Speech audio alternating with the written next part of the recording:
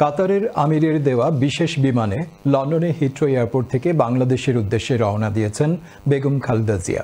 ফ্লাইটটি কাতারের দোহায় যাত্রা বিরতি করে ঢাকা শাহজালাল আন্তর্জাতিক বিমানবন্দরে মঙ্গলবার সকাল 10:30টায় পৌঁছার কথা রয়েছে।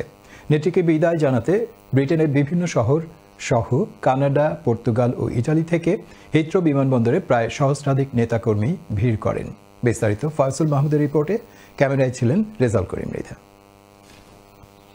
বাংলাদেশের সাবেক প্রধানমন্ত্রী বেগম খালেদা জিয়াকে এক নজর দেখতে তাকে বহন করা গাড়িটি আটকে দিয়ে বিএনপির নেতাকর্মীরা। পুলিশ ও নিরাপত্তা কর্মীদের বাধা উপেক্ষা করে প্রিয় নেত্রীকে কাছ থেকে দেখতে ব্যাকুল ছিল তারা।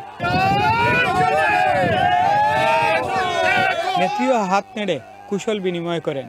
সোমবার বিকেল 4:10 লন্ডনের হিথ্রো এয়ারপোর্ট থেকে যাত্রা শুরু করেন কাতারের আমিরের দেয়া বিশেষ এয়ার অ্যাম্বুলেন্স করে। সবাই আশান্বিত হয়ে আসে দেশের নেত্রী বেগম খালেদা জিয়া যাবেন এবং বাংলাদেশের মাটি এবং মানুষের নেত্রী হিসাবে আগামী দিনে দেশের গণতন্ত্র প্রতিষ্ঠার জন্য মানুষের হাসি মুখে হাসি ফুটাবেন।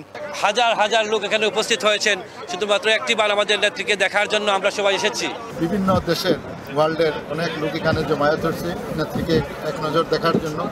আজকে দীর্ঘ 4 মাস পরে দেশে তিনি ফিরছেন এবং আমরা ওনার দীর্ঘ আয়ু কামনা করি।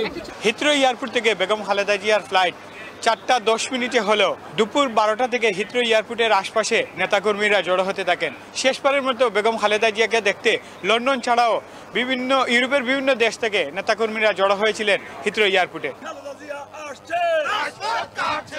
যুক্তরাজ্যে প্রায় দীর্ঘ 4 মাস চিকিৎসা শেষে অনেকটা সুস্থ হয়ে দেশে ফিরছেন খালেদা জিয়া, আর তার সাথে সফরসঙ্গী হতে পেরে ইউকে বিএনপির প্রেসিডেন্ট ও সেক্রেটারি অনেকটা আনন্দিত। গত 4 মাস আমাদের ভারপ্রাপ্ত চেয়ারম্যান সাহেব এবং নেত্রী আমরা একসাথে ঈদও করেছি।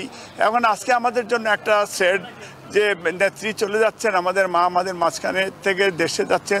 তবে আমরা এইটাও একটা আনন্দ যে উনি দেশের কোটি কোটি মানুষ অপেক্ষা করছে ওনার জন্য, এবং আগামীকালকে সকালে কোটি মানুষ আমরা জানি যে ওনাকে রিসিভ করবে। অবশ্যই আমাদের রাজনীতির সবচেয়ে বড় পাওয়া, দীর্ঘদিন আমরা আন্দোলন সংগ্রাম করেছি ফ্যাসিস্টের বিরুদ্ধে মা বেগম খালেদা জিয়ার মুক্তির জন্য। আজকে দীর্ঘদিন পরে রাজনীতির এত বড় পাওয়া, আল্লাহর কাছে শুকরিয়া আদায় করেছি। আমরা মা বেগম খালেদা জিয়ার সাথে বাংলাদেশে যেতে পারতেছি।